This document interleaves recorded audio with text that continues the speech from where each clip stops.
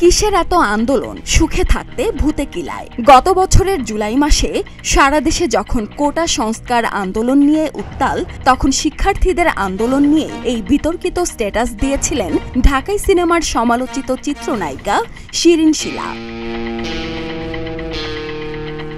এমন স্ট্যাটাসে সে সময় তীব্র সমালোচনার মুখে পড়েছিলেন এই নায়িকা। শিলার এই স্ট্যাটাস মোটেও ভালোভাবে নেননি নেটিজেনরা, করেন কড়া প্রতিবাদ। নেটিজেনদের আক্রমণের মুখে পড়ে বাধ্য হয়ে পোস্টের কমেন্ট অপশন বন্ধ রেখেছিলেন। এরপর নেটিজেনদের তোপের মুখে পড়ে একই দিন বিকেল 4টার দিকে স্ট্যাটাসে সংযোজন আনেন শিরিন শিলা। এরপর গণ অভ্যুত্থানের মুখে গত 5 অগস্ট দেশ ছেড়ে পালিয়ে যায় শেখ হাসিনা। অন্তর্বর্তীকালীন সরকারের দায়িত্ব নেয় ডক্টর মোহাম্মদ ইউনূস।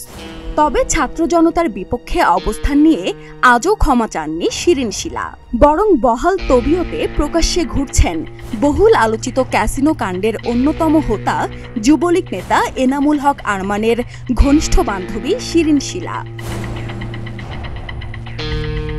এমনকি ঈদের বিটিভির ম্যাগাজিন চাওয়া পাওয়া অনুষ্ঠানে একটি পর্বে অতিথি হয়েছিলেন শিরিন শিলা। বিটিভির অনুষ্ঠানের অতিথি হওয়ায় সামাজিক যোগাযোগ মাধ্যমে এ নিয়ে তুমুল চর্চা হয়।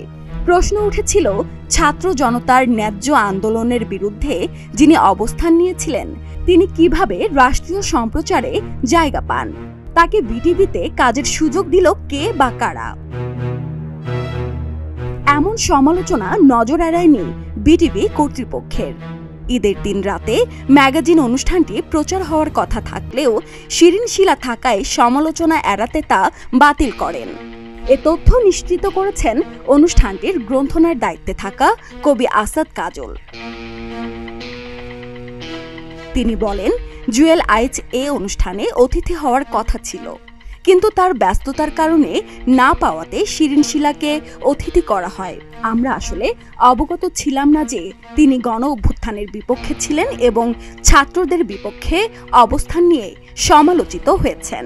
বিষয়টি যখন আমাদের নজরে আসে, তখন কর্তৃপক্ষের সঙ্গে আলাপ করলে তারা অনুষ্ঠানটি বাতিলের সিদ্ধান্ত নেন। যোগ করে তিনি বলেন, রেকর্ডিংয়ের পর দেখেছি খুবই দারুণ একটি অনুষ্ঠান হয়েছিল, কিন্তু শিরিন শিলা থাকায় শেষ পর্যন্ত ম্যাগাজিন অনুষ্ঠানটি স্থগিত করতে হয়। সামনে এটি নতুন করে করার আগ্রহ আছে।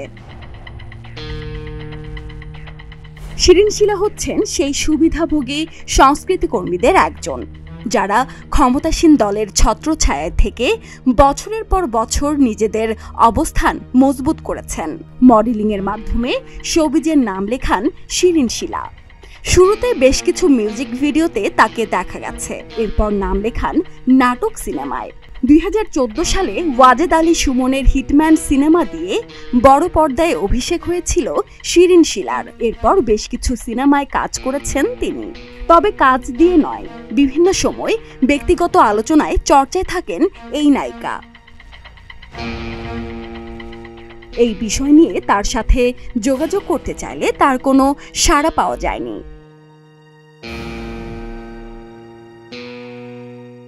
সুরাইয়া শুভ্রা, প্রতিদিনের বাংলাদেশ।